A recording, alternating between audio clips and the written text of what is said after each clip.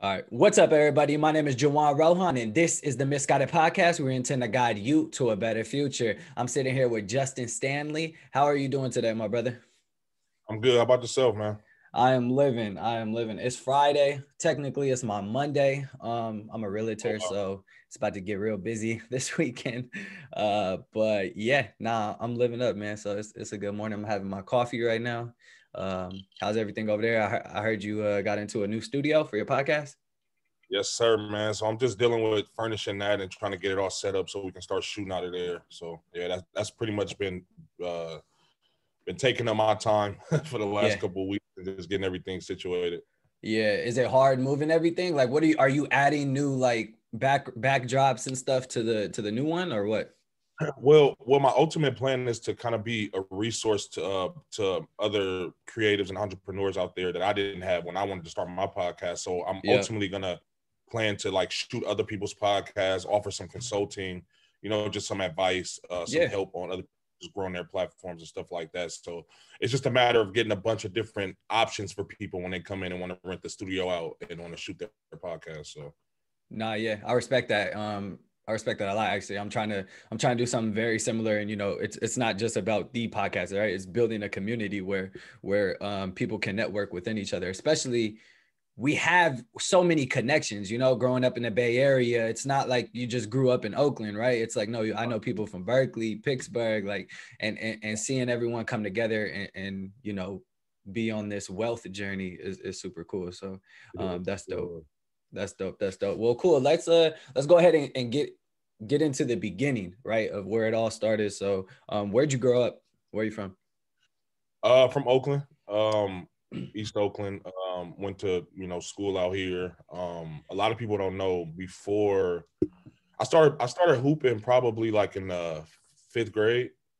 And then obviously the journey throughout, and then my first few years of high school, I actually went to school out in Pleasanton before I transferred to Mac. Wait, what? I didn't know that. What? Really? Where? I went to Amador Valley. No way. That's a really fucking good school. That's like an A+ school, but their team sucks. But damn, that's crazy. Yep. I didn't know that. So what, you went freshman year and sophomore year, or just freshman year? Freshman, sophomore, and junior year. No way, bro. I don't believe that. I don't believe it. Yeah. What? Yeah. But see, I tore my ACL as a freshman, so I didn't get to hoop. I hooped 1 year, my junior year there at Amador. We were pretty decent. We lost to Berkeley High in the first round of playoffs. We had Kevin Lau, who was a 7-footer. He had one arm. So me and him played on the same team together. Actually, a guy from the Oakland A's, also Stephen Piscotti, he played on our team also. He plays for Oakland A's right now. That's crazy, bro. Yeah, we were pretty decent. I was obviously the only black dude on the team. Yeah. But yeah, so I went there before moving back to Oakland. I started kind of becoming a knucklehead a little bit when I started getting into high school, and it was just a decision me and my parents made together, like, to see something different. You know what I mean? And it's honestly.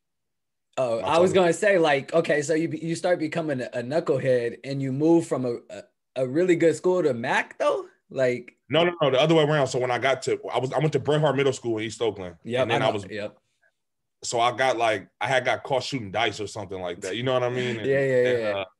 Like, just just being a kid. Yeah, I mean, that's Bret Hart Middle School. What do you expect? Exactly. Bro? You're like, yeah. So after that, I just I sat down with my dad. My dad had lived in Pleasanton at first. So everybody thought I was going to go to Mac directly just because my whole family went there. I used to be the ball boy up there and everything. Yeah. But it was just a decision that I was kind of my idea, and then my parents were with it. So we did that, and it shaped me into coexisting in any habitat. You know what I mean? I can sit in a room full of white people, or I can sit in a room full of black people and be just as comfortable. So it definitely was great for me going forward, looking back on it now. So I say that all the time. Changing your environment is super super good for people, right? So that, like, after I graduated from High and shit, I was like, I need to get the fuck out of Berkeley. Like, I'm not going to Cal. I'm not going, wherever fucking JUCO or whatever wants me to play basketball. I'm getting out of here, right? So I picked the whitest school in Colorado. I was like, I'm gonna play basketball, but I just needed a different environment.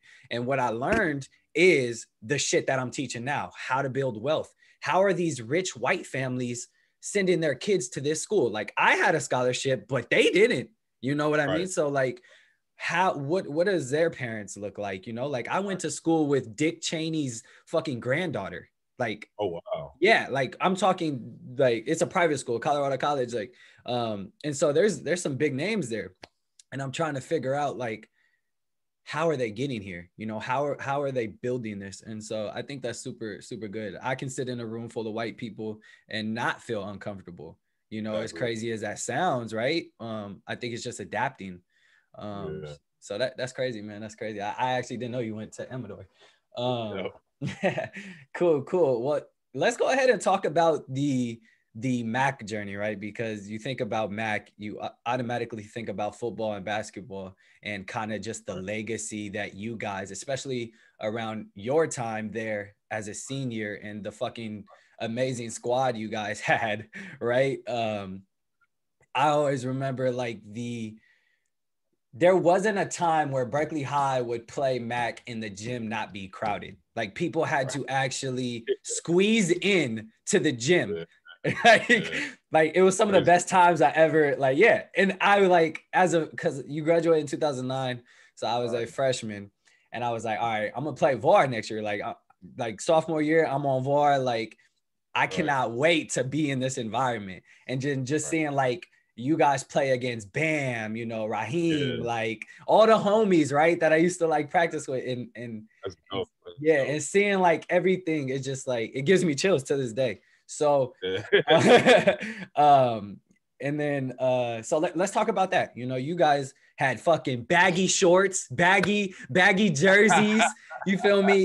You had long hair back then. I did too. So, like, let's talk about all that. Let's talk about the culture. I think when you're actually walking in it, I know it's so cliche, but we don't really realize the impact. You kind of, like, to this day, even though I cut my hair, I still get people that stop me, like, ain't you to do that play for Mac? You know what I mean? And and we don't really, we didn't really understand it. Like, we had, like, a police escorts to a lot of our games. You know what I mean? We were signing autographs, and we were, like, we were a big deal. And to us, it was just another day in the office.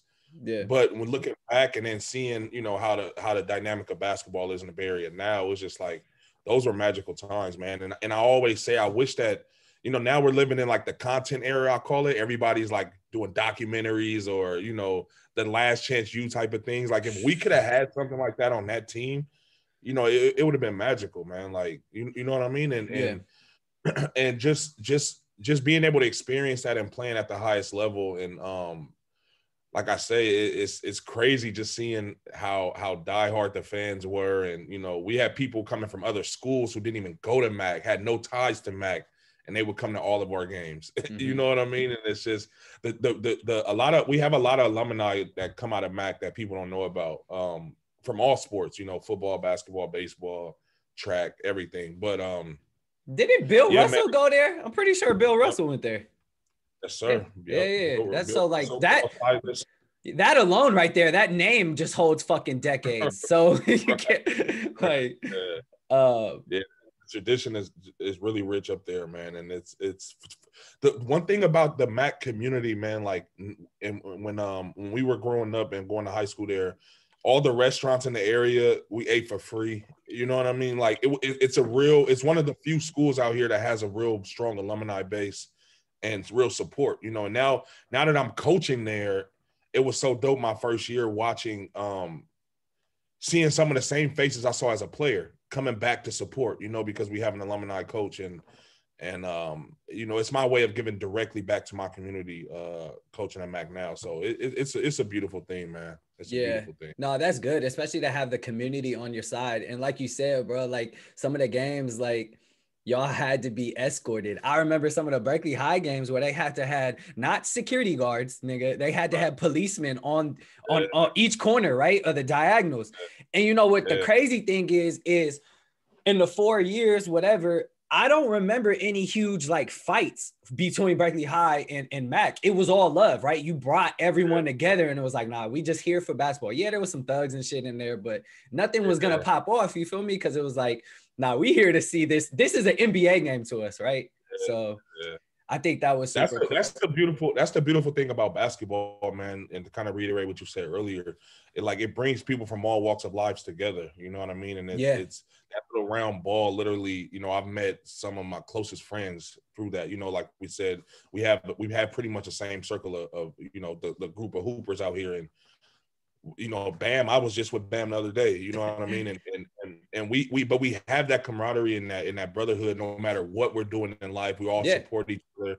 And we grew up as rivals, you know what I mean? Yeah, I was just about to say, y'all were on opposite teams and y'all fucking hanging out to this day. Exactly. Yeah. And that's what makes it dope, man. And it's like I said, it's when you're walking in it, it's easy to kind of take it for granted. You know what I mean? But just looking back and really, you know, like when I lived in LA for a little while, or when I lived out of state, it's just seeing how much other areas don't have what we have. It really makes you appreciate it. You know what I mean? Yeah. No.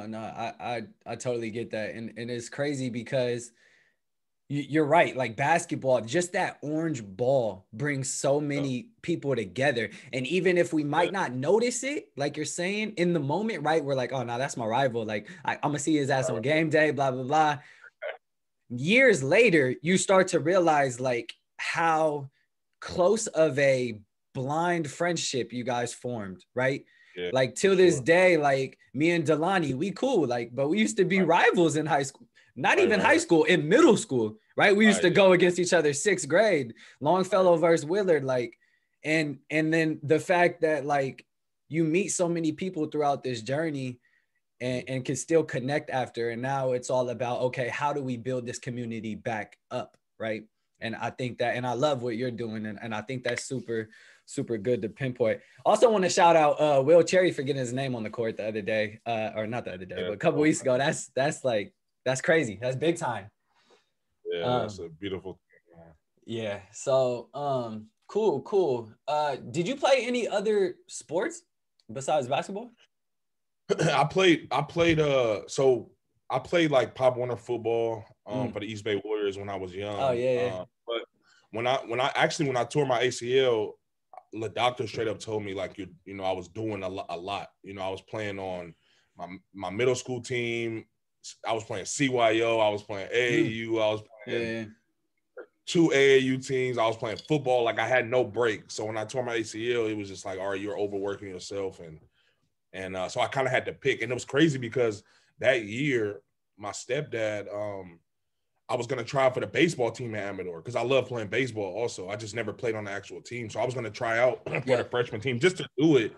But once I tore my ACL, it was like, okay, you got to pick a sport and kind of stick with that. So I chose basketball, obviously. Yeah. Nah, that's cool. I played baseball like all my life up until Berkeley High made me fucking pick one or the other. Yeah, because they like overlapped the seasons and stuff, especially if you go into like, you know, so I had to pick one like my sophomore year, and I just obviously stuck with basketball. But yeah, baseball, I love baseball. A lot of people say like, oh, it's boring, but like when you in it and you grow up in it, you realize like how fun it is, and like the brotherhood is like almost like the same as basketball.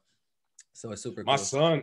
My son is 7 and he just asked to play baseball. So I'm pretty excited about that. So yeah, I took him to his first A game a few weeks back and he loved it. So we'll see. Yeah, that's lit. You an A's fan? Yeah, I mean, I'm an Oakland fan first. So any Oakland team, yeah. And then like I said, with Piscotty playing, and I just love watching a game of baseball, man. Like I play MLB show all day. I do all that. That's hilarious. I love man. That's cool.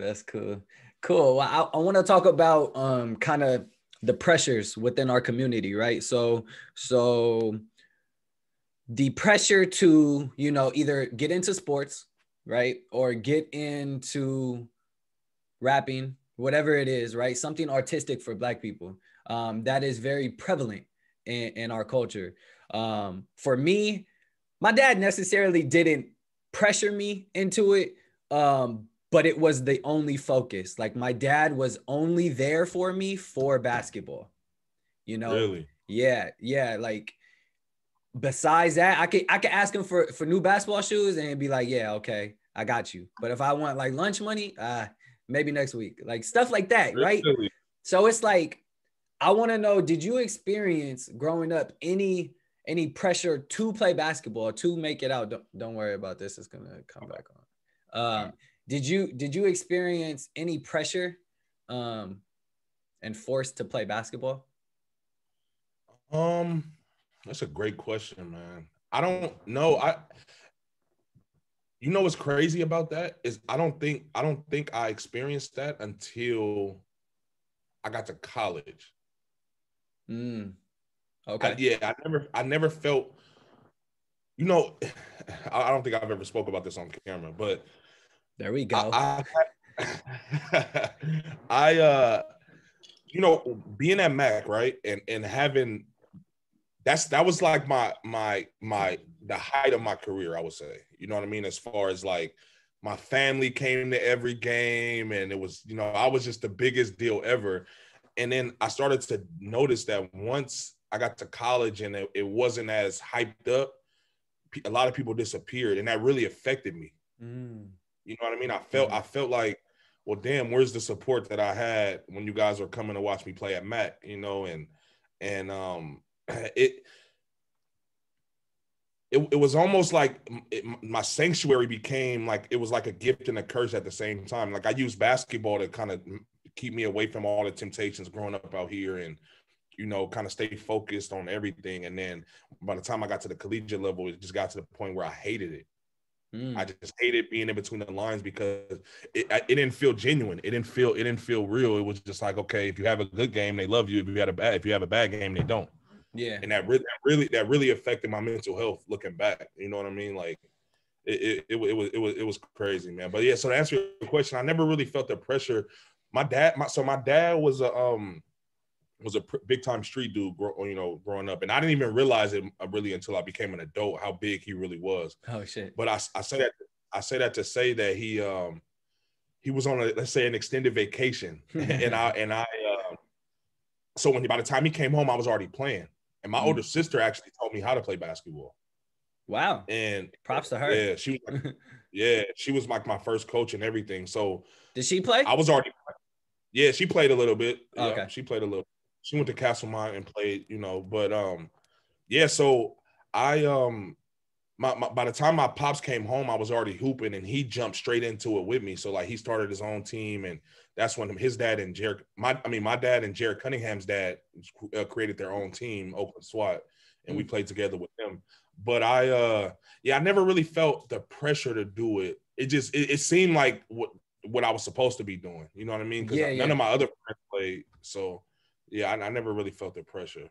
Yeah, until you went to college, you said that you kind of felt like everyone, you know, it wasn't as supportive. Maybe they just weren't physically right there. Do you think part of that could have been because you weren't in Oakland anymore and you had left? I mean, it could be. I don't know. I wasn't thinking about it like that at the time, only because this is around the time like social media started becoming big, like Facebook and all those things. So I started to notice like a lot of people would reach out to me, and it would just be less and less people, you know. And then I like how you doing? Yeah, like those type of. Yeah, and I don't know, man. It's weird. It's just like it's not always genuine love, and the people who. And then I hate to make it seem like it's not a bad thing, because they've never experienced it, so they don't know what I'm going through. You know what I mean? They don't know how it feels to move away into a whole nother state on your own at 18 years old. Yeah. You know what I mean? Especially how spoiled I was and how close knit I am with my family. It was just I didn't know how to fucking write a letter. You know, like like on the envelope, how you have to put like your address here, there. Like I didn't. You mix them up. Yeah. So then it's like I had to pay my own bills, and I was just thrown to the wolves. I felt like, and it was tough for me, bro. I can't lie, it was tough. I want to touch on that because, you know, where do you think people could have taught us to be prepared for moments like that, right? It's like we go all throughout high school and they're like, you take the ACT, you know, the SAT, this is how you get to college, but then they don't really prepare you mentally and like physically how to be once you leave, once you get accepted. They don't prepare you. So where do you think society, parents, how do you think they can guide people to be ready for that? That's a loaded question, I know, bro, but that's the whole point. No. It's a great question though, and I feel like this is gonna sound bad, man, but I feel like they need to. The whole education system needs to be just readjusted, man. It has to be at some point, like they don't teach us about the importance of credit. They don't teach us about bank accounts. They don't teach us about really anything, and you don't learn these things until it's time, like you said, until you're thrown into the fire. So me as a parent, you know what I mean? And me having, you know, being a basketball coach now and mentoring people and stuff like that, I let them know the harsh realities. You know what I mean? I teach my son already how to save money and he has his own bank account and everything. And my you know, setting my daughter up for one. And I'm gonna tell you a quick story. So I sold cars for a couple of years and in San Rafael, Marin County, which we all know has a lot of money out there. And I had a situation where I had an 18-year-old girl come in. She wanted to buy a car, but she wanted to like do it on her own. You know what I mean? And this is when I knew that us as a society were kind of starting the race at the bottom of the hill. So she wanted to buy a car and she was like, well, I don't have credit and blah, blah, blah. I really don't want my parents' help. I want to do this on my own. So when it came time to run her credit, obviously she didn't really want to do it because she didn't think she had credit. So she called her parents to tell them like, hey, I'm here about to buy this car, blah, blah, blah. Come to find out, her parents added her as an authorized signer on a credit card when she was born. So what that did was it entered her into the credit bureau at 8. She had 18 years of credit history. Yeah, that was just crazy. That's like, no one has that. Those are little life hacks that I would never even thought that was possible. You know what I mean? And it's just like, that's ridiculous. So what was her credit score? Oh, she had over a 720. That's incredible. And she's 18, you said? And didn't even know. Yep, she was 18, fresh 18. That's crazy. So, damn, did you think about doing that for your kids? I left the car business and got into banking. I literally, because I was just like, okay, you know what? I need to learn finances. There's too many things that I'm not aware of that other people are. And it's not, it's sad as to say, it's not fair. Like how am I supposed to go through life and I don't know these small things and I can't blame my parents because they weren't taught. They weren't taught. Yeah. So that's what I always like. It's like, who do we blame in this situation? Right. You know what I mean? Because part of it is, okay, I don't want this to sound bad, but part of it is the responsibility of parents in some way, even if they weren't taught it. We weren't taught it, yet we are making the smart moves to go actually learn it. You left, you went to banking, you went and made that choice so that you can be better for your kids. So where is the disconnect with some people of where it's like, well, I don't know it, I'm just going to teach what I know? You know, is it like a sense of comfortability? Yeah, I think it's programming. I think they're taught to be a certain way. Do this to get this. Yeah. You know what I mean? Like, yeah, I had an aunt of mine who refused to get. She won a lawsuit, you know, for X amount of dollars, and I was telling her like, man, you should look at buying some property. She said, no, I don't want to lose my Section 8. Like that type of thinking is so backwards. Yeah. That's how we're conditioned. You know what I mean? It's so unfortunate, man. But what the good thing about us, man, and I always say, I feel like it's one of the reasons why I do what I do now, because I feel like some of the smartest people I've ever encountered are from here. You know what I mean? And some of my peers that I've just had conversations like this with, and what we're doing is we have access to the information, right? And we're taking advantage of it. Not all of us, but some of us. And the ones that are, we're doing things like this to where we're sharing that knowledge and we're opening up people's eyes. I mean, like I said, if I didn't work at that car dealership and I didn't take that one customer, I probably would have never got into bank. Yep. You know what I mean? But those little life experiences and me just wanting to know more, and then me just reiterating that information and passing it down to other people. Like when I first started working for Wells Fargo, I went to them and I said, hey, you know what you guys should do? This is when they were going through trying to rebuild the trust and everything. From that lawsuit, right? Yeah. Mm-hmm. And I was just like, hey, you know what you guys should do?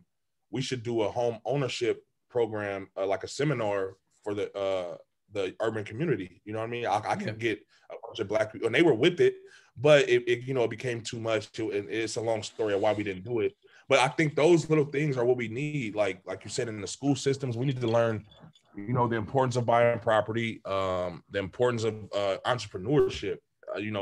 Honestly, we all we work hard through life just to work for somebody else, and it's like it's never enough. You know what I mean? And these big corporations, I'm so anti-corporate America. It's crazy, man. It's crazy. Do you still work in the banking system or no?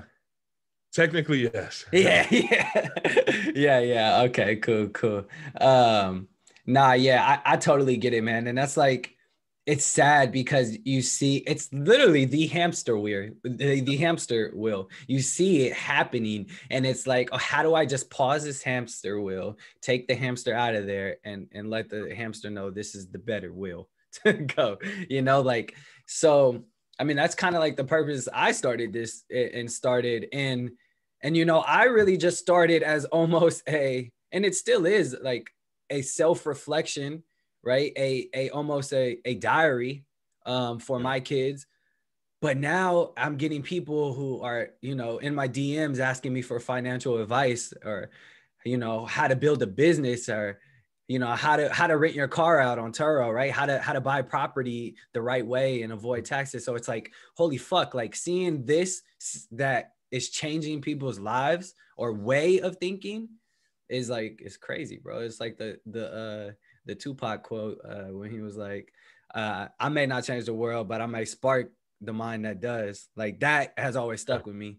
And I think that's what, people like us are doing is it doesn't necessarily mean that we have to, be the most famous, right? Be the most biggest podcast. But as long as we are reaching back to our community and getting people to at least talk about it, Google it, what is budgeting? What is debt, right? What is a 401k? I think we're doing our part on that end. I agree, man. I agree. Facts. And like for me, like the go get it mentality for me came from playing sports, which is why I was super excited to talk with you because, I feel like we have that similar, sports history of that go get it mentality. And I feel like we take that into the world of, banking, finance, right? Entrepreneurship. And I think that is kind of what motivates us to like give back. I think growing up here in the Bay Area, I think we all kind of have a chip on our shoulder. And I don't know why, but if I was to guess, I would say it's because being a hooper, right? Growing up, when I would play on the AAU circuit back in the day, right? And we would tell teams like, oh yeah, we're from California. They would like kind of turn their nose up at us, right? When people think California, they think LA, they think Hollywood, they think all of this. So I think we're kind of like the long distance cousin of LA, which kind of breeds us to be a certain kind of like if you take Damian Lillard for example, right? And you watch how his career has been over the, me being 1 year under him, I remember him literally playing for the Rebels. So I kind of know all of his story, right? And everybody talks about how he has that chip on his shoulder and he's constantly having to prove people wrong. But it's a gift in a way because, like you say, no matter what we do, we have to come into it starting that race at the bottom of the hill, at least feeling like it. So we have to do really pretty much more than enough to kind of level out the playing field. And I just think I love that about us. You know what I mean? Because it like you said, it makes us go get it. We have to figure shit out. Yeah, no, yeah, that's I now I'm glad you brought up that Dame situation because a lot of people are like, yo, he is playing like he needs to prove something. Till this day, the nigga already proved a lot. Like Like, there's what else can he prove besides a championship? Like, I'm confused, but like he still plays with that, and I mean, it's amazing. It's amazing to watch, and you're absolutely right. You think about the people who really didn't make it like that, right? Think about those the no names, right? The people that people don't mention to this day, like, and you're like, man, they really used to play with a chip on their shoulder. They were so hard to guard, and yet no one fucking knows who they are now. Like, what are they doing now? So it's like, crazy. Yeah, and I agree, man. It's been some crazy shit, but cool. I want to talk about kind of the downfalls of playing basketball. Okay, now I don't want it to sound like that, but like in the basketball world, when you're growing up, you're really stuck in this one community, right? Yep. You have a social life, but it's not a social life. It's more of a basketball social life. You're with your basketball buddies. You guys are doing stuff together. You're not really branched out. You can't really go party. I mean, you can in high school a little bit, but when you get to college, it's a whole different game, right? What kind of shelter did basketball put you in that kept you from learning about this stuff early on? Do you think basketball was a cause that kept it like delayed? If I could go back, I probably would have never played, to be honest with you. Dude, that's what I needed. I wanted to hear something like that. Okay. Yeah. The reason why is because when I first started working for Wells Fargo, right, I had an assistant manager there who was, when I got there, I was what, 27, 28 or whatever. So she was 26, right?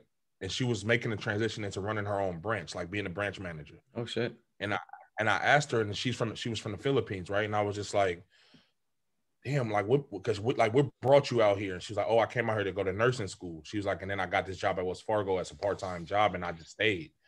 And I say that to say, I feel like basketball kind of, by the time I graduated high school, but by the time I finished college, it was just like, okay, now what? Like, what do I do now? What like, where do I go from here? You know what I mean? I go get a job. It's going to be entry level. I'm gonna have to intern. I tried coaching at the collegiate level. It's like, I can't afford to pay my dues right now. I need to make money. It's expensive as hell living in California, like we all know. But I just feel like it was a distraction in a way. Like it took me longer to feel the real world because I was so wrapped up in the basketball world. Yes. You know what I mean? So, absolutely. So that's why when it comes to my son, everybody's like, oh, why don't you make him play basketball? It's like, well, if he doesn't want to, my son is telling me he'd rather be a scientist. So shit. Hey, I'm more like, fuck basketball. Let's focus on that. You know what I mean? But I just feel like, with when it comes to youth sports period, right? And I'm actually writing a book on this. When it comes to youth sports period, the adult egos fuck it up. And they brainwash us as kids to think about it like this. Let's say if you're an 8th grader, right? And you're the number 1 player in the country, right? As an 8th grader, which is ridiculous if you think about how that sounds, right? We've seen it happen before, bro. Right. But let's say you're the number 1 player in the country as an 8th grader. For the rest of your career, you have to fight to stay number 1. Because once you drop to number 2, they're gonna say what? You fell off, right? Mm-hmm. And then you think of all the other kids who are not number 1. They're spending the rest of their career trying to become number 1. Mm-hmm. And I don't think we understand how much of a strain that has on everybody's mental health when it comes to sports. And I don't think that's talked about enough. And which is what my book is targeting, because as kids, man, I devoted my whole life to basketball, and I started to feel like I wasn't getting anything back from it. Yeah, bro. Damn, bro. I needed this interview a long time ago. Nah, bro. You're like 100% right, man. It's draining, and not the fact to mention, like, at an 8th grade level, your brain is just not there to handle that much capacity. So we should be kids, bro. We should be kids. Like, and that's why I had asked the question, did you ever feel pressured into it? Now, okay, for me, it was like, yeah, I felt a little pressure from my dad, but there's also external sources right? Like, I went to Willard. Like, I was the guy at Willard. Like, so now I got the AD wanting me to play every other sport. I got, Right. you know what I mean? I feel the pressure from external people. Now people are starting to realize that's Juwan, the kid with the long hair, right? Like, they probably don't even remember my name. It's like the kid with the long hair who hoops. Like, I still get that shit till this day. And like, so it's like, you start to like feel like that's you, right? And then you're like, okay, I got no choice, right? And so I think that's super important. Like for my son, he's 2.5, and like, I hear my friends talking about like, yeah, man, my son, like he dunking and stuff, like on the little baby hoops and stuff. I'm like, yeah, like my son, he only wants to play with it when he wants to play with it. Like, I'm not going to sit here and put the ball in his hands and say, go shoot. Like, if he wants to do something, if he wants to cuddle with me, we going to cuddle and watch TV. And that's, you know what? That's another thing that I don't think we address enough as a community, is just the whole, like, we don't allow young men to express their emotions and their feelings and their intimate side. You know what I mean? Like, my son is really big, right? He's a huge kid, but he's a teddy bear. Yeah. You know what I mean? Like, when he's 7 and he still is gonna lay next to me. He's gonna rub on my arm.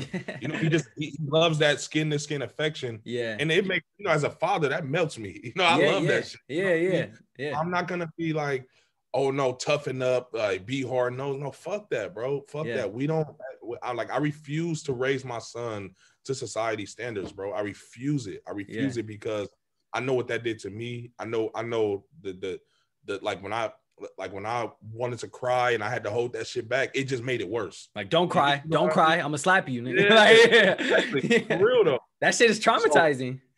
It is, bro. It is. And I love that you said that, because I feel like our generation as fathers, bro, like we're switching the narrative. You know what I mean? Like, my son, people don't understand how, I don't mean to go on this little rant, but people don't understand how important it is just to let people express themselves in any way they want to. You know what I mean? Because when you feel suppressed and you feel like, there's been multiple times in my life where I felt like I didn't have a voice. You know what I mean? As intelligent as I felt like I was and everything, but I just felt like I couldn't be myself because everybody would look at me differently. And that's what I love about my podcast, is because I get to open up and tell my story. And I haven't done my interview yet because I'm trying to do a big project around it. But when I do open up and kind of talk about myself, and when I'm relating to with somebody on the show, I really try to pinpoint the fact that nobody's gonna silence me ever again. I refuse it. You know what I mean? I don't care what you think about me. I don't care how it feels. I'm gonna always be respectful, but I'm gonna live in my truth. You know what I mean? I have to, because ultimately that's gonna make me feel the best internally, which it makes me externally be a better person. Yes. Yeah. Nah, I feel it, bro. That's real. And I think more people actually need to be open to expressing their feelings. Right. But and a lot of people are in a weird way with social media, right? You got Twitter. A lot of people will say any fucking thing on Twitter, but when they're face to face or they're Zooming, they won't open up as much. And that's kind of a weird line. Like, how do you get people to cross that? So that's very interesting. And then let's talk about that for a second. Are they really expressing themselves on Twitter, or are they putting on this persona? That's what I hate about Twitter. It's like you can be whoever you want to be, and it's like if I go on there, I feel like everybody wants to go viral, right? Everybody wants to go viral, so it's like a shock factor thing. So people are going to try to say the most wild, off the wall shit just to get the retweets and the responses from everybody. So if you really you aren't really expressing yourself if you don't genuinely believe that. You know what I mean? If you don't believe the tweet that you're tweeting, are you really expressing yourself, or are you just doing it just for attention? It's almost like a rebellious teenager who's just acting out for attention. I think, yeah. But I think part of it could be you are expressing yourself, but a different part of you, right? Because just because you wear a mask doesn't mean that mask isn't who you want to be in some type of way, unconsciously. So like Like, let's think about it. When people come up to you like, yo, you're Justin with the braids, right? From Mac. Like, that used to feel you when you were younger.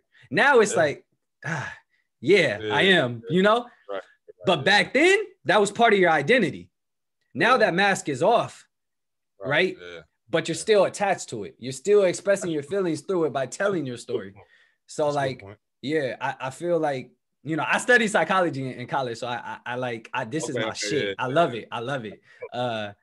So yeah, I don't know. It is a good point, but yeah, that was a good conversation. I did, because you did say you were writing a book and about mental health and, like, you know, for kids and stuff. So I wanted to point out my homie Taj Deshawn. He has a book called Thrive After Sports. I want to link you with the book because I think it may help you in writing your book. It's about, well, he played sports as well. And it's about what to do after college, right? When you devoted your whole life to that one sport, how do you get into the real world? And that book is what it's about. I think it's over there. So yeah, I think it might help you in your book. And then I wanted to shout out my book as well for all the people listening. I know I shouted it out multiple times. Money Talks, The Beginner's Guide to Investing, where I teach you the basics of how to manage money. Simple way. It's a conversation between two kids. How did you get into that space to want to learn finances, and kind of like what steps did you take to get into this, if you don't mind me asking? No, yeah, that's a good question. Are you talking more into like the book itself or just finances in general and like learning? In your personal life. I'd say realizing the different environments when I put myself into a different environment. If I would have stayed in Berkeley, bro, I would not be the same. I would not. Like, I would not have learned as much, bro. Like, so when I put myself in a different environment and I started seeing how people live, I started seeing, all right, you know, I was the only Black kid on the team for maybe 2 years, right?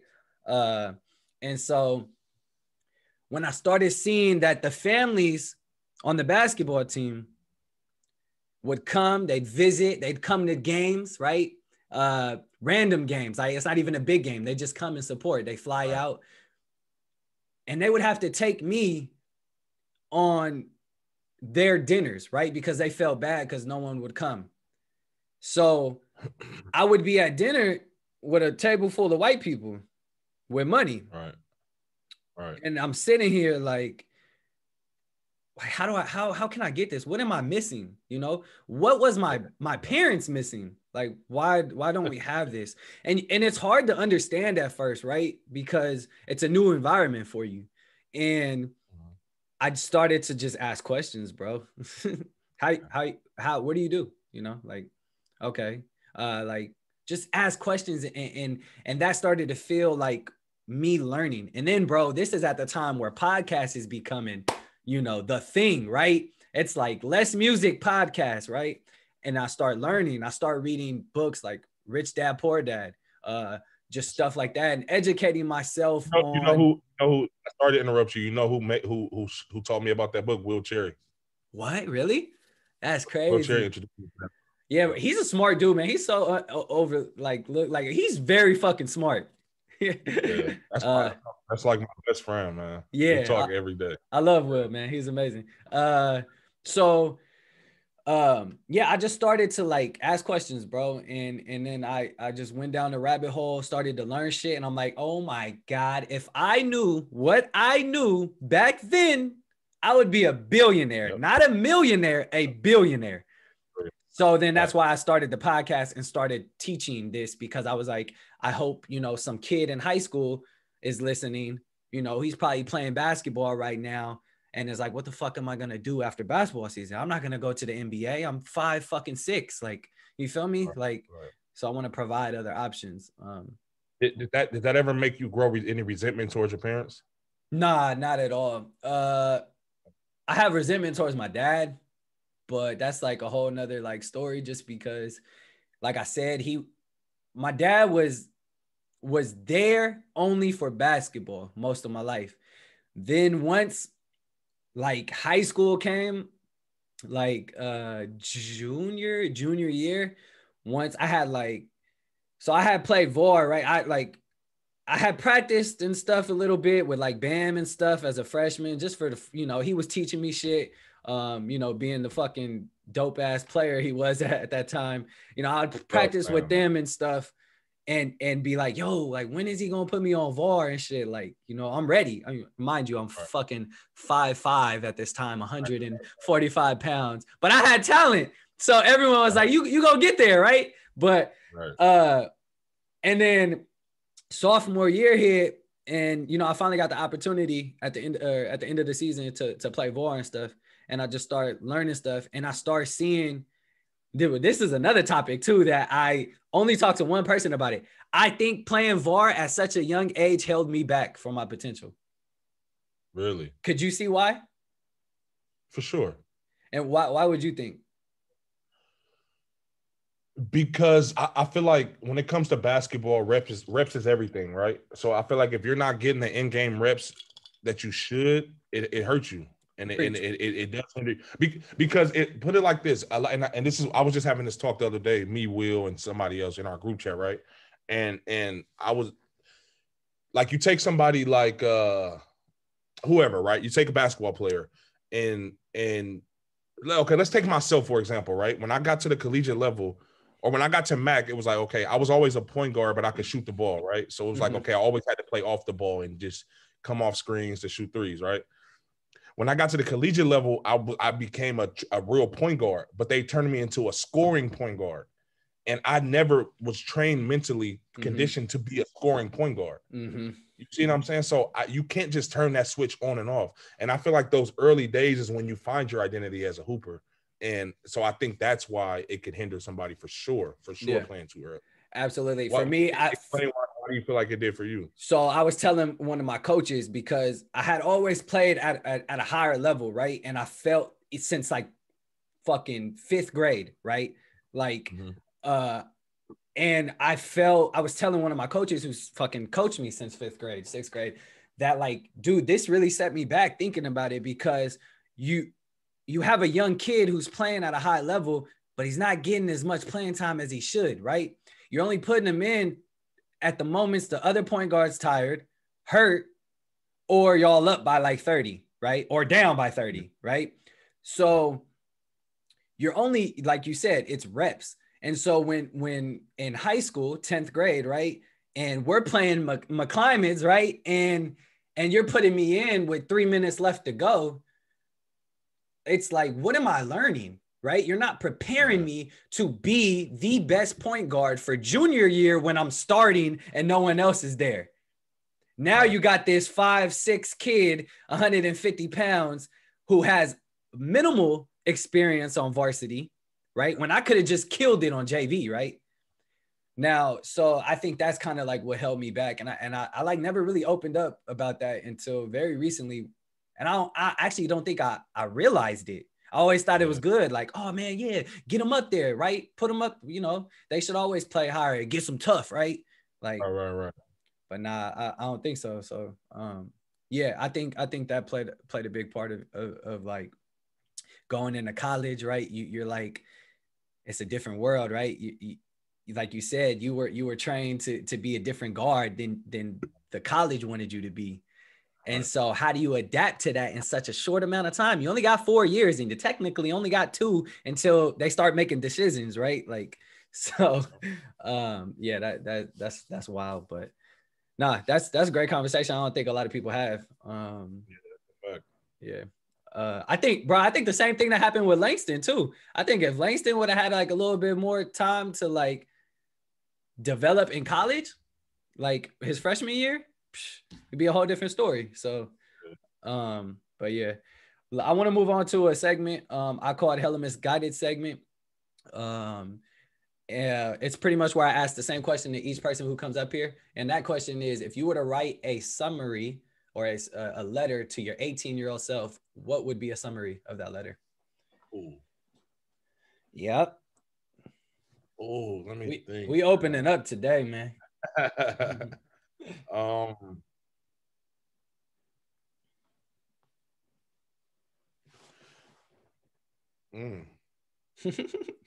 Caught you off guard? Yeah, for sure. You know what? I think what I would say to my 18-year-old self, I'm trying to think of when I was 18. Mm-hmm. Man, when I was 18, I was angry, man. I was an angry person. I would just. Why though?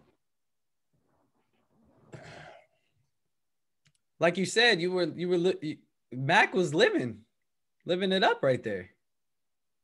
You know what? I feel like myself, right?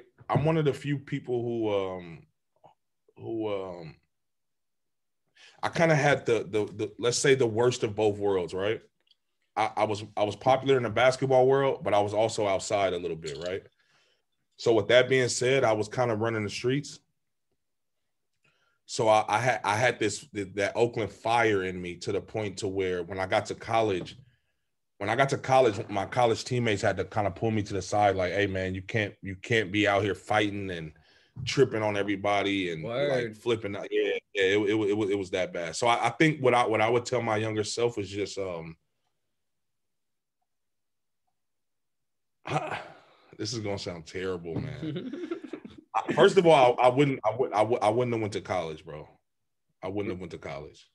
Oh yeah, that does sound terrible. Expand. Because so my freshman year of college, I read an article called "Colleges for Suckers," right? And from that moment on, I lost respect for the education system.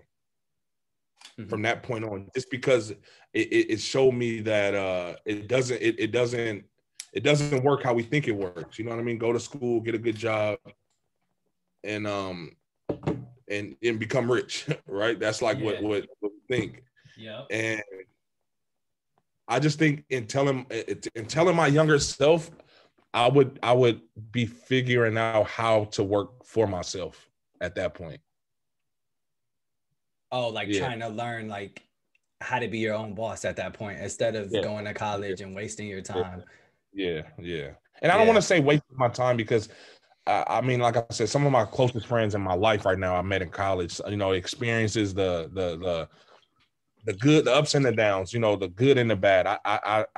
It made me who I am today. You know what I mean? No, so I wouldn't say I wouldn't have went to college because I wouldn't change any of that. But I would have had a whole different approach to life. I think what you're trying to say, and correct me if I'm wrong, is that college is worth it if you know what you're going for. For example, for me, like you said, it was going to college and learning that experience, that different, being in a different environment taught me a lot, but also I used it as a networking tool, right? I don't use my degree now, right? Besides psychoanalyze people, but like, I don't use that shit for work, right? So I think if you go with a purpose to how do I say this in a nice way? Get over on the system, right? Because the education system sucks. But if you use it to be like, hey, I really want to use business so I can become an entrepreneur. Let me go study business instead of communications, right? Yeah. Sorry. But like, that's also society pressure of you're an athlete. Let's put you in communications. This is easy. You're going to pass all your classes. That way you can focus on your sports. We're not going to teach you about business, taxes, and how the economy works. Yep. So instead, what I'm going to teach to my son is, hey, college is an option. You want to go there? That's cool. We put some money aside. But why are you actually going to go to college? What do you want to do? You know, and obviously things change, right? You can be like, hey, I want to do this. And then you graduate college and it's like, I don't want to do that shit. You know, like I want to do something else. And so I think it's more of kind of guiding, right? Yeah. Guiding to a understanding of what you're using it for. And I think that's what you were trying to say. No, for sure. Yeah. Facts. That's a great question though, man. I never really, you know what's something I do for my son? And it's so crazy because he's like the little me, right?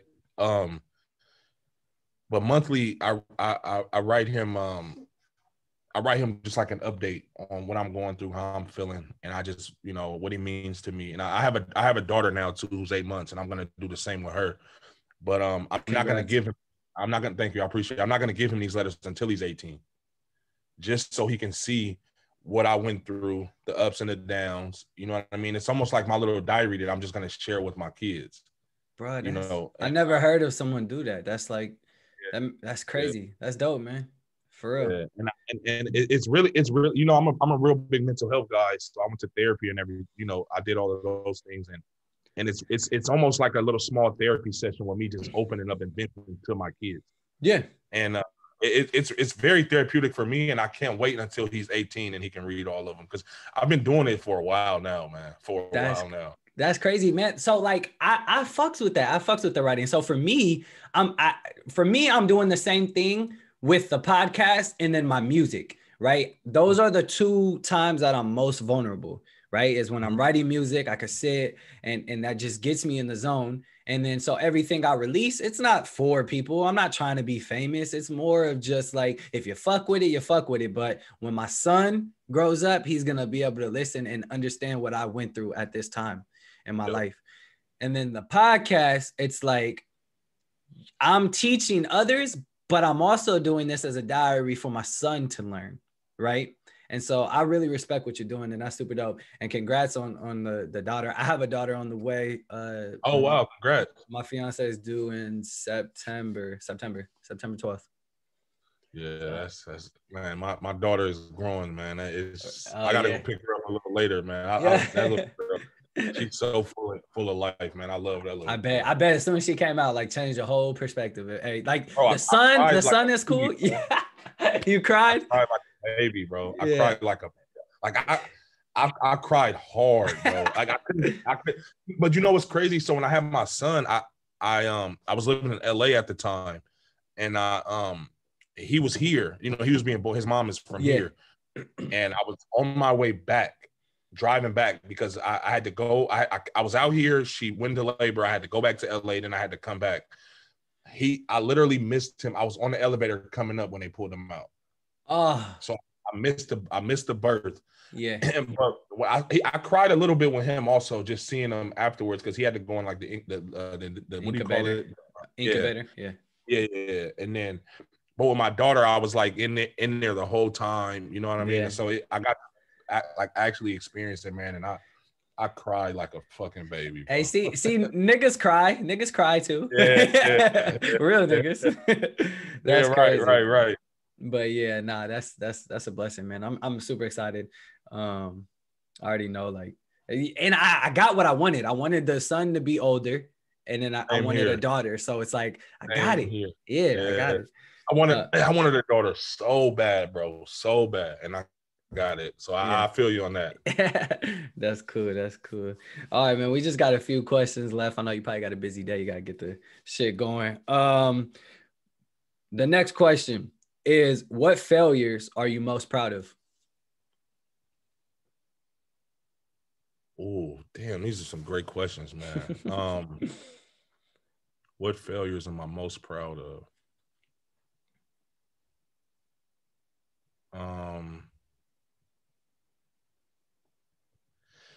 I would say probably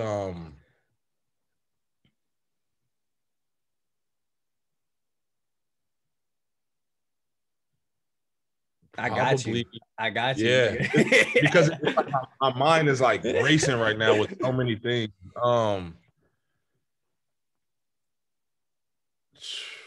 Fuck, bro. This is why I don't tell the people the questions before. They always ask how I can prepare. I get it all the time. How can I prepare? I just be like, nah, man, I got you. I want it straight, authentic. Yeah, exactly. Yeah. I would probably have to say, bro, so as a hooper, right? I always was somebody known to have a high basketball IQ or whatever. Mm-hmm. And I feel like it was a gift and a curse. And it was a curse because when I got to the collegiate level, a lot of my coaches felt like I was trying to show them up. And I didn't really understand why. Like, let's say if I'm in practice, right, and I'm like, and we're going over a play, or we're going over defense, and it's like, oh, we're guarding a low cross or guarding a down screen, and he's kind of, if the coach is showing us the wrong way, I was always that player that would speak up and be like, no, you're supposed to guard like this, and I'm doing it to help the team, but the coach is thinking I'm doing it to show him up. You know what I mean? Who was this young dude who is already a hothead, is already a, you know what I mean? I'm a vocal person. I'm real charismatic to the point to where my teammates are gonna follow me. You know what I mean? And so I would say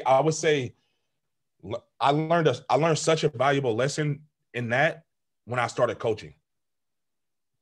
You know what I mean? And I think it's because when I first got to the collegiate level, I sent a text message to every coach I ever had who I know I was an asshole to, and apologized. You know what I mean? Damn, bro, that is growth. Yeah, bro, you're really about growth. Like when you talked about the mental health and stuff, I really appreciate that. That's dope. So I did that, and I did it because I quickly saw it. I saw it basketball from a whole different spectrum at that point. You know what I mean? So I think that also helped me grow as a person. So I would say that's probably one of my biggest hurdles that I'm glad that I went through, because it shaped me into the man, and it helped with my patience level as a parent. Like it helped me in so many different ways, bro. So many different ways. Yeah. So that's a fucking great question, bro. That is a great fucking question. Thanks. I've been told I'm a natural at this. But no, that's amazing, man. Did any of the coaches, what was like the best response you got from a coach after that text?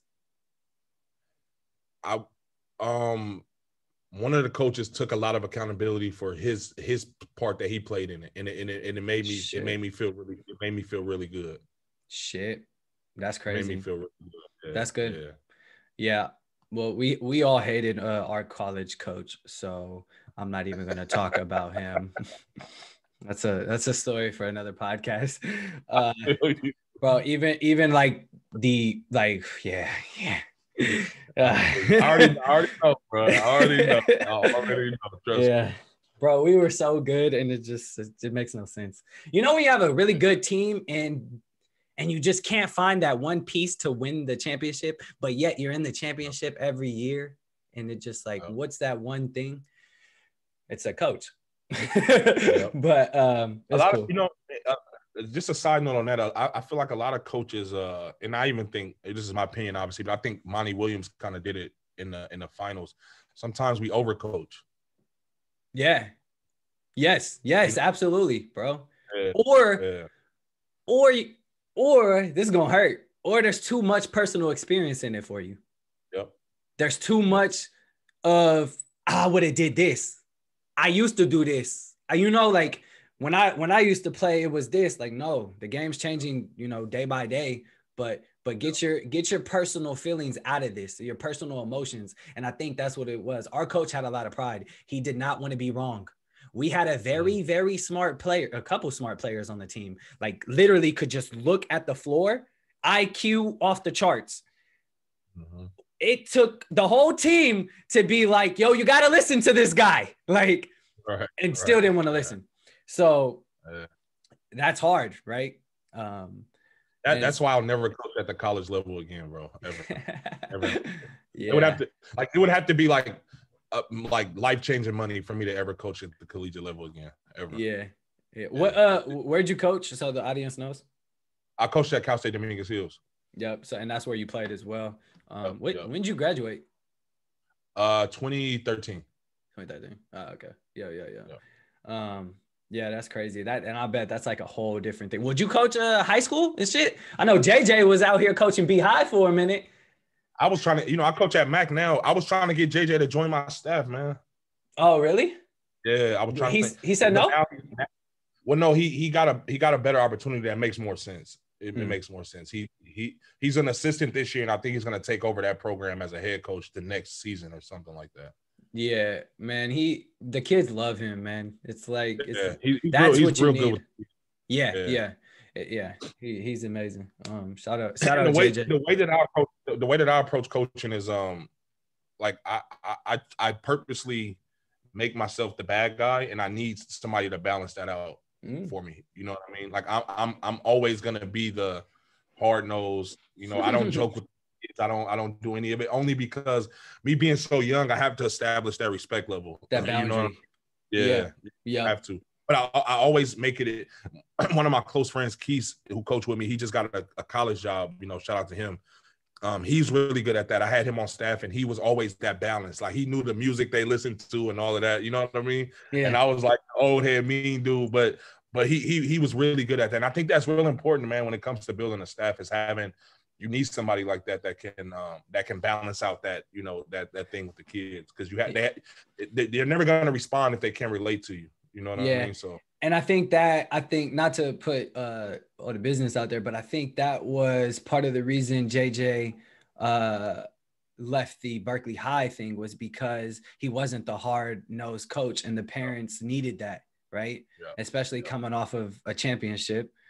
So I think that kind of like, he was so close with the kids that there was no clear boundary. Yeah. And side note, what the fuck, Berkeley High winning championships and shit years later with no D1 players, no D2 players.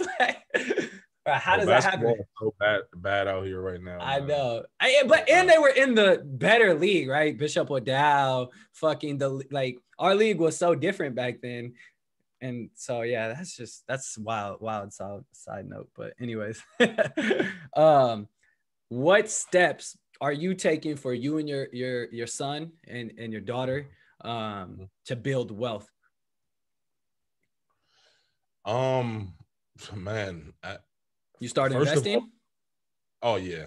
I'm in the stock market. I got my own marketing company. I got some merch coming out soon.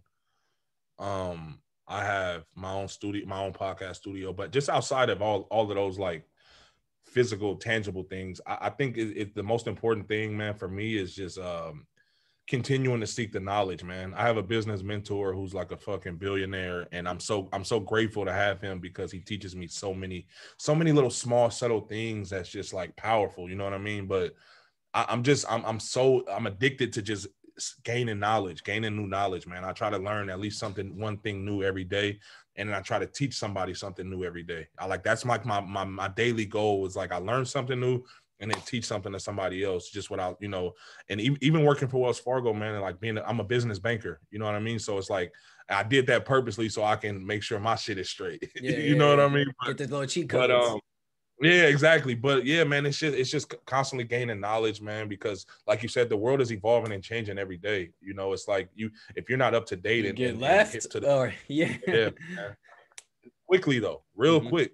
Yeah. You know what I mean? So yeah, I think I would say that. And then, like you said, paying that information forward. You know, I teach my son to be a critical thinker. You know what I mean? It's just like, question everything until it makes sense to you. And it kind of annoys me, but, you know, because he's like, Daddy, why? But why? But it's like, I love that. You know what I mean? Because again, when I was young, I know how I felt to feel like I didn't have that voice, or I would be scared to question certain things. And it's like, no, bro, nobody has the blueprint to life. Nobody knows the right way. Do this, and this is going to happen. Nobody knows. We're all figuring this shit out on the fly, right?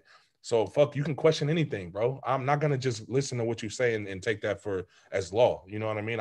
Sometimes I want to go against the grain and try something new. Most definitely. No, man, dude, that's facts, bro.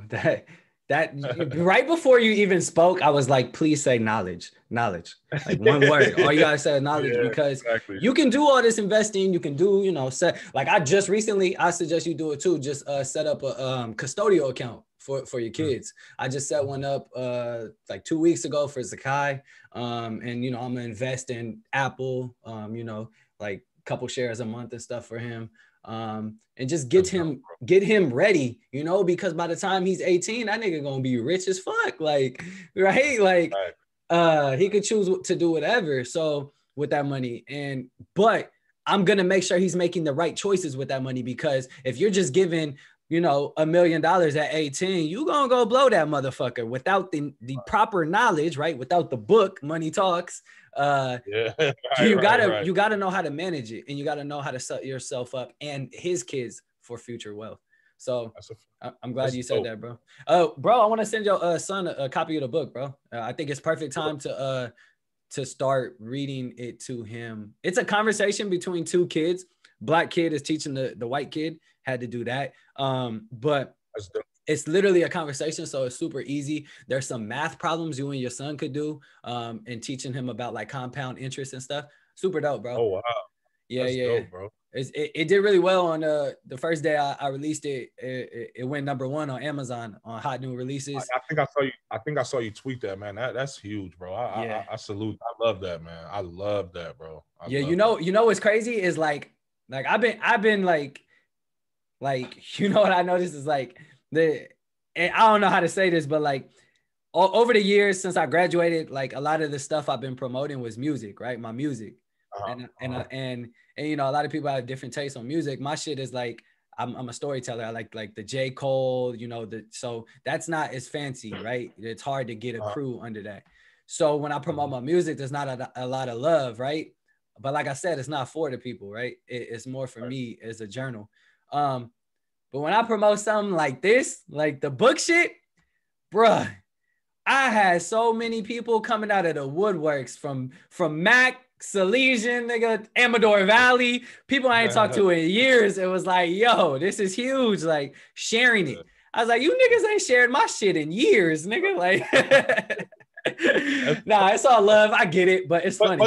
But you know what? That it's a life lesson in that though, because if you think about it, man, it's just, you know, and this is just a message to anybody listening when it comes to, you know, trying something new or doing anything in a creative space. It's like, bro, never stop, no matter what, because all it takes is one thing. All it takes is for you to do one thing and it to pick up steam. You know, even with my podcast, like I remember trying to get to 1,000 subscribers on YouTube. It was like, I remember trying to get to 100.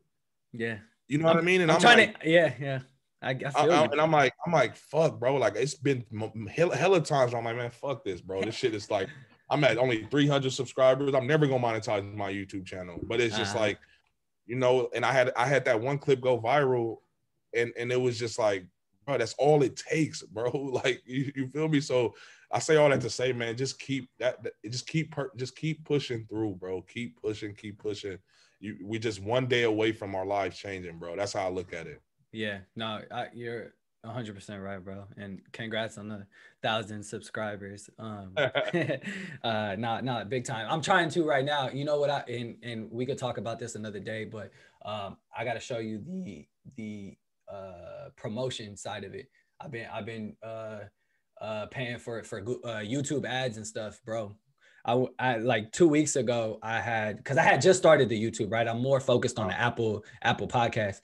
Like 2 weeks ago, in 2 weeks, I've gained about 130 followers and likes, comments, engagement, shit like that. So we got to talk about that.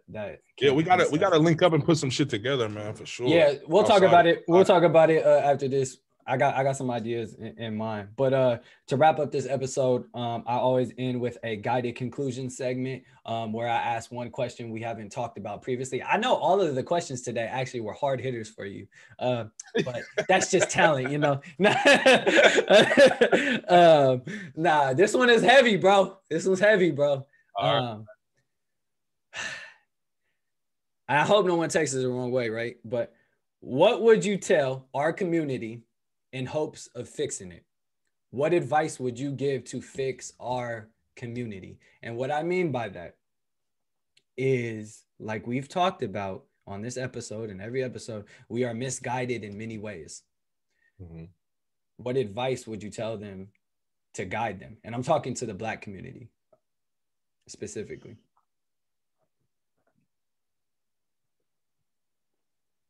I would say it's funny that you asked this.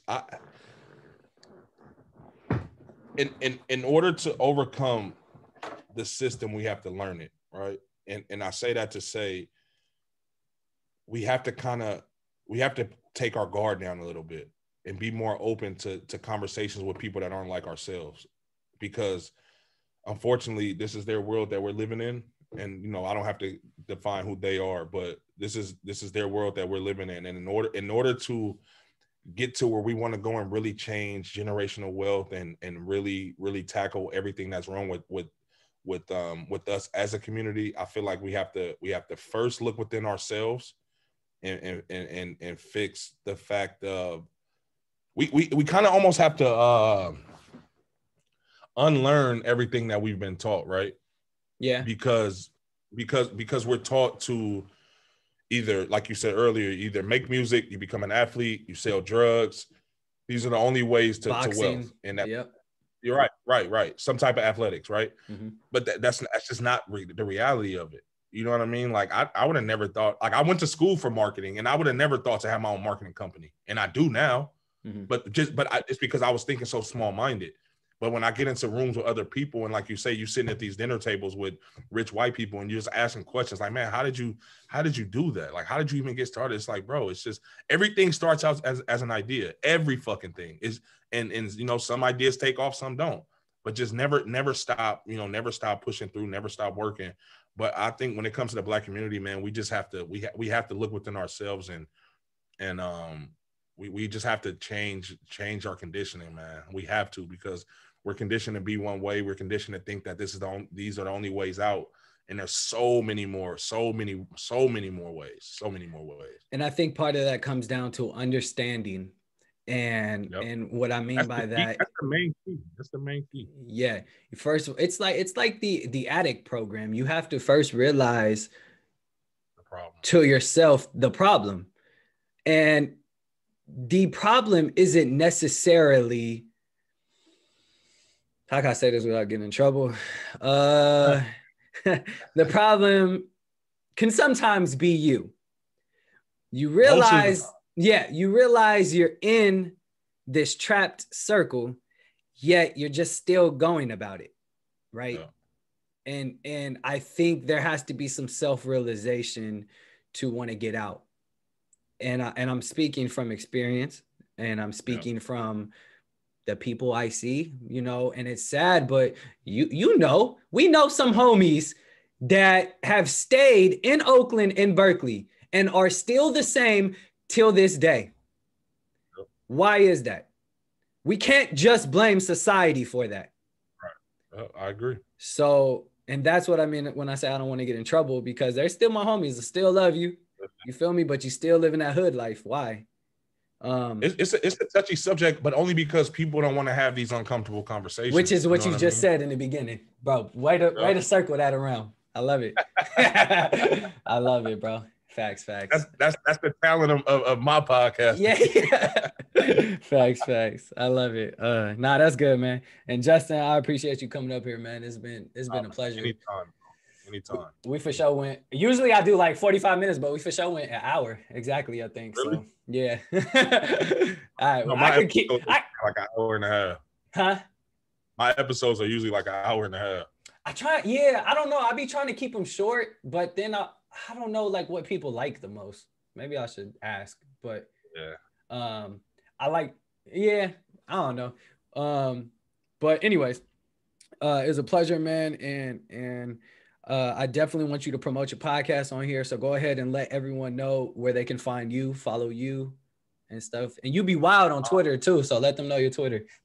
So my Twitter and Instagram is the same. It's JUS, the number 10 _ Standley, my last name, STANDLEY. My YouTube channel is SJ10TV. Please go like, subscribe, comment. You know, I got some real big interviews coming. I'm gonna drop the Hook interview really soon. I'm just holding on to that for something special. But I saw that promo and I was like, only Oakland niggas will understand that. Only Bay Area people. I've been rolling it out. I made like a little trailer for it, so I'm gonna drop that soon also. But yeah, man, subscribe. I got a lot of big things coming, man. I got some new shows coming that I'm executive producing. Some other podcasts and stuff that I'm gonna start filming and everything, and just helping everybody out, man. And I just want to thank you for, you know, having me on here. I do want to still get you on my podcast. Let me just finish getting the studio set up and everything. But yeah, man, I appreciate you. I love what you're doing, bro. I think like when you said earlier about fixing the community, man, this is step one. You know what I mean? Putting this information out there, making it accessible for people. And, you know, we don't really want anything in return, you know, just to support. And like I say, man, it takes a village, man. So I think we're better together. You know, all of us are better together. Let me correct you. Actually, we do want something in return. We want a better community.